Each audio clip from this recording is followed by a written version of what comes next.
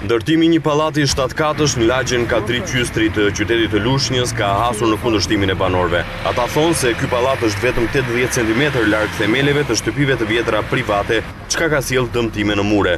Vesh të tjerash, banorët kanë hedhur në gjyq firmën e ndërtimit dhe vlerësojnë se derisa të shprehet gjykata, punimet nuk duhet të vazhdojnë. Ne jemi banorë të kësaj lagje, kemi vitet më përpara. Tani këta erdhën për të bën pallatin këtu, erdhën të buri im në dimën e 11-ën, i morën firmën. I thanë që do ta bëjmë shtëpi dikaçe. Si puna kësaj të ndërtet. Ata e mashtruan firmën, e bën çfarë do duan, edhe vazhdojnë pallat. Edhe në gjyqe vazhdojnë dhe sukun.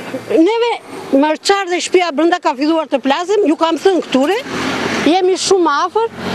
Që shtë do them 80 centim. Urbanistik shtetërore që bëm gjyqin këtu në Lushnjë duhet nga 10 metra deri në 14. Kjo është as 80 centim, 1 metër.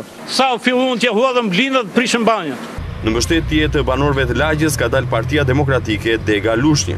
Në vendimin numër 1, datë 29 shtator të 2011, me jafat 3 vjeçar, është miratuar një leje e konstatuar nga ekspertja e njohur nga gjykata, Majola Bello, si e kundraligjshme për rujtjen e distancave dhe që i ka skaduar afatin shtator 2014, ka 2 muaj që firma kërcënon seriozisht pronën dhe pasurinë e disa familjeve tjera me gropën që ka hap.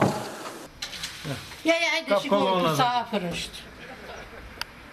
E kontaktuar me telefon drejtoria urbanistikës në Bashkinë e Lushnjës, Mimoza Axhiu, ka shpjeguar se pallati është konform të gjitha rregullave dhe nuk cënon banesat përreth.